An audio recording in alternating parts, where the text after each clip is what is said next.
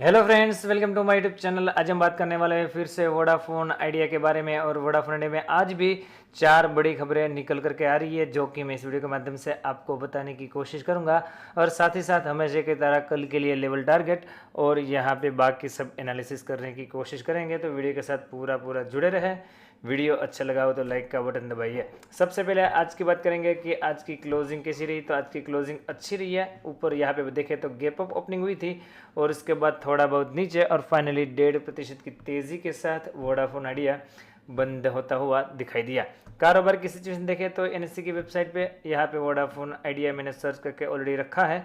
10 रुपये 55 पैसे के आसपास क्लोजिंग है। 1.5% की तेज़ी, हाई 10 रुपये 85 पैसे, लो 10 रुपये 40 पैसे। एडजस्टेड क्लोजिंग प्राइस की बात करें 10 रुपये 55 पैसे। क्वांटिटी देखें 34 करोड़ 14 लाख शेयर की ट्रेडिंग है, जिसमें से 9 करोड़ 78 लाख शेयर की डिलीवरी और परसेंटेज ऑफ डिलीवरी लगभग मानिए कि 29% है। तो हमेशा की तरह कारोबार की सिचुएशन बढ़िया नज़र आ रही है, इसमें कोई डाउट नहीं है। परंतु यहाँ पे जो चार खबरें हैं वो आपके सामने प्रेजेंट करने की कोशिश करूंगा। सबसे पहली जो खबर है वो अपने आप में नेगेटिव है, तो फिर भी पहले वही खबर डिस्कशन करेंगे और उसके बाद जो तीन खबरें हैं वो अपने आप में बहुत ज़्यादा पॉजिटिव है। तो पहले जो नेगेटिव खबर है उसको मैं बताना चाहूँगा और उसके बाद ये जो प्रॉब्लम है उसका सोल्यूशन कैसे हो सकता है उसके ऊपर ही आगे तीन खबरें हैं। तो दोस्तों यहाँ पे लिखा है telecom stock in action after TRAI release July data. मतलब कि telecom regulatory authority of India ने जुलाई का सब्सक्रिप्शन डाटा रिलीज किया है कि किसने कितने सब्सक्राइबर ऐड किए, किसने कितने सब्सक्राइबर लूज किए। ओवरऑल की पहले बात करना चाहूँगा कि मोबाइल जो ओवरऑल डाटा है उसमें जो मोबाइल यूजर्स है उसमें 0.51% मंथ ऑन मंथ यहाँ पे एडिंग हुई है। मतलब कि यहाँ पे जो सब्सक्राइबर है नेट वो बढ़े हैं। नेट की बात कर रहा हूँ, जो कि अभी 118.68 करोड़ एज ऑफ 31 जुलाई के हिसाब से यहाँ पे दिखाई दे रहा है। यहाँ पे बात करें रिलायंस जियो तो उसने यहाँ पे 65.18 लाख सब्सक्राइबर यहाँ पे जोड़े हैं, जो कि अभी उसका जो सब्सक्राइबर बेस देखे तो 44.32 करोड़ हो चुका है। यहाँ पे बात करें भारती एयरटेल की तो यहाँ पे उसमें देखे तो 19.42 लाख नए सब्सक्राइबर जुड़े हैं और सब्सक्राइबर बेस देखे तो 35.40। परंतु बात करें वोडाफोन आइडिया की तो हमेशा की तरह इस बार भी उसने 14.30 लाख सब्सक्राइबर यहाँ पे लूज किए हैं और यहाँ पे उनके सब्सक्राइबर बेस देखे तो अभी 27.19 नज़र आ रहा है। आपको पता होना चाहिए कि जुलाई में यहाँ पे वोडाफोन आइडिया के पास काफ़ी समस्याएं थी, काफ़ी मुसीबतों का सामना कर रहा था। जो अभी इम्प्रूवमेंट हुआ है वो सितंबर से हुआ है।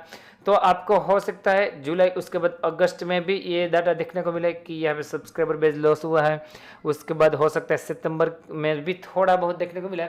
जो ओरिजिनल डाटा आएगा वो अक्टूबर से आएगा। मतलब कि जब भी अक्टूबर का डाटा आएगा, यहाँ पे आप ये बात नोट करके भी रख सकते हो। तो मुझे लगता है यहाँ से कहीं ना कहीं इम्प्रूवमेंट की सिचुएशन आपको दिखाई दे सकती है। अभी आप ऐसा ना समझे कि भारत सरकार ने यहाँ पे मदद करी है, यहाँ पे पूरा का पूरा मैनेजमेंट कॉन्फिडेंट है, फिर भी यहाँ पे सब्सक्राइबर बेस लूज क्यों हो रहा है ये आपको पता होना चाहिए कि ये जुलाई का डाटा है और जुलाई में ऐसा कोई भी इम्प्रूवमेंट यहाँ पे टेलीकॉम सेक्टर के ऊपर नहीं हुआ था। तो दोस्तों कहीं ना कहीं ये जो खामी है, यहाँ पे एक प्रॉब्लम है, उसका ही सॉल्यूशन करने के लिए यहाँ पे जो CEO है रविंद्र ठक्कर, उसने एक बड़ा अनाउंसमेंट किया है। Vodafone ready to seek board nod for the funds.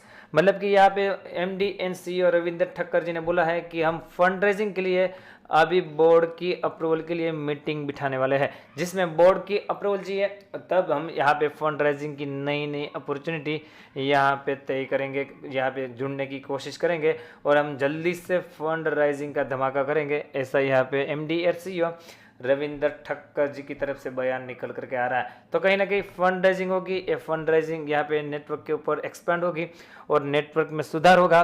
तो ये कहीं ना कहीं जो सिचुएशन है वो आगे जाकर के कुछ महीनों के बाद आपको सुधरती हुई नज़र आएगी। और एक खबर है जो कि CEO की तरफ से ही है, वो बताना चाहूँगा। यहाँ पे वोडाफोन आइडिया के MD और CEO रविंद्र ठक्कर जी ने और एक यहाँ पे बड़ा डिसीजन लिया है। पहले आपको पता हो तो यहाँ पे एसेट मोनेटाइजेशन के ऊपर यहाँ पे वोडाफोन इंडिया काम कर रही थी, मतलब कि कुछ एसेट यहाँ पे बेच करके वो फंड राइजिंग करने की कोशिश कर रही थी। परंतु अभी उनके एमडी और सीईओ को ऐसा लग रहा है कि अभी ऐसा करने की ज़रूरत नहीं है अभी, क्योंकि जो सिचुएशन थी वो चेंज हो चुकी है। अभी जो फंड राइजिंग के लिए जो इन्वेस्टर है वो भी इसलिए मिल जाएगा क्योंकि उनको गवर्नमेंट की कुछ हेल्प की ज़रूरत थी, तो गवर्नमेंट ने अपना डिसीजन दे दिया है। तो अभी उनको एसेट मोनेटाइजेशन करने की ज़रूरत नहीं है, अभी उनको इजीली फंड रिसीव हो जाएगा और फंड राइजिंग हो जाएगी, जिसके चलते ये जो प्लान था उसको अभी उन्होंने कैंसिल करने का डिसीजन लिया है। चौथी खबर पे लेके जाना चाहूँगा, और चौथी खबर भी यहाँ पे एमडी और सीईओ की तरफ से ही है। यहाँ पे कहीं ना कहीं एक्टिव होते हुए दिखाई दे रहा है रविंद्र ठक्कर जी, और उन्होंने बताया है कि open favourable to government equity plan. तो गवर्नमेंट का जो इक्विटी का प्लान है, मतलब कि इक्विटी यहाँ पे खरीदने का प्लान है, उसको यहाँ पे वो वेलकम कर रहे हैं और उसके लिए ओपन फेवरेबल उन्होंने बोला है। तो कहीं ना कहीं 4 खबरें थी। पहली खबर बिल्कुल नेगेटिव थी, परंतु आपको पता होना चाहिए कि शेयर प्राइस में कोई नेगेटिविटी नहीं दिखाई दी, बल्कि शेयर प्राइस में पॉजिटिविटी दिखाई दी। और पॉजिटिविटी का कारण या फिर फंड राइजिंग का नोड, फंड राइजिंग की जो मीटिंग होने वाली है वो है। तो आपको भी नेगेटिव नहीं होना है, जैसे मैंने बताया कि सितंबर अक्टूबर के बाद जो डाटा आएगा वो अपने आप में कहीं ना कहीं पॉजिटिव होता हुआ दिखाई दे सकता है। तो दोस्तों मैं आपको सीधा चार्ट पे लेके जाना चाहूंगा और चार्ट पे सिचुएशन क्या है वो बताने की कोशिश करूंगा। तो दोस्तों आज की सिचुएशन देखें तो कल हमने जैसे डिस्कशन किया वैसे ही हुआ। ओपनिंग कहाँ पे हुई? एस जोन पे हुई, और ये मैंने जोन क्या बताया था? Resistance zone. तो यहाँ पे ओपनिंग हुई, लगभग मान करके चलिए 10 रुपये 85 पैसे के आसपास ओपनिंग हुई, और ओपनिंग से ही गिरावट, मतलब कि मैंने बोला था कि ये जो रेजिस्टेंस जोन है वहाँ पे आए तो आपको सेल करना है। तो अगर किसी ने वहाँ पे सेल किया होगा तो 10 रुपये 85 पैसे से लेके जो लो मारा है वो लगभग 10 रुपये 40 पैसे के आसपास मारा है। तो कहीं ना कहीं 40-50 पैसे का यहाँ पे प्रॉफिट, 2-3% का प्रॉफिट वो सुबह सुबह ही बुक करने में कामयाब रहा होगा अगर स्ट्रेटजी फॉलो करी होगी। तो उसके बाद पूरे दिन रेंज बाउंड ट्रेडिंग होती हुई दिखाई दी। मुझे लगता है अभी भी 10 रुपये 60 पैसे के ऊपर क्लोजिंग नहीं दे पाया है।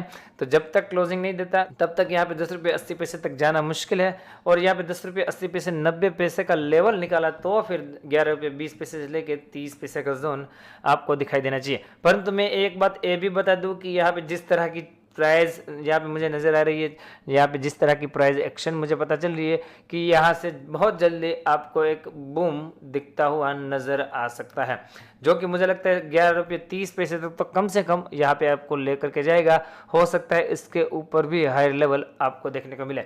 तो शॉर्टिंग पोजीशन आपको कोई पर्टिकुलर लेवल के नीचे जाए तो ही बनानी है, बाकी आपको बाइंग की अपॉर्चुनिटी ही यहाँ पे इंट्राडे में तलाश करनी है।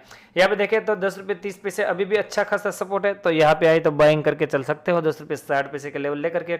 यह टूटा तो कल की तरह जैसे मैंने बताया 10 रुपये 10 पैसे और 9 रुपये 90 पैसे अपने आप में सपोर्ट के तौर पे काम करेंगे। तो फ्राइडे का दिन है, यहाँ पे अपनी स्टडी कंडक्ट करिए, उसके बाद ही यहाँ पे कोई पोजीशन बनाने की कोशिश कीजिए। और मैं जैसे हमेशा बताता हूँ, जिस किसी ने जीरो में अकाउंट ओपन नहीं किया या तो फिर करवाना चाहता है वो यहाँ पे मेरी दी गई लिंक से बिल्कुल जीरो में अकाउंट ओपन करवा सकता है। और अगर आप ऐसा करते हो तो मेरी तरफ से आपको एडिशनल हेल्प मिलेगी।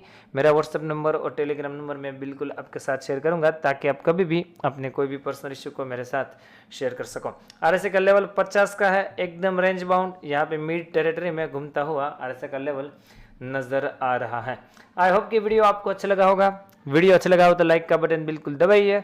मिलते हैं अगले एक और वीडियो के साथ, तब तक के लिए thank you again for watching this video.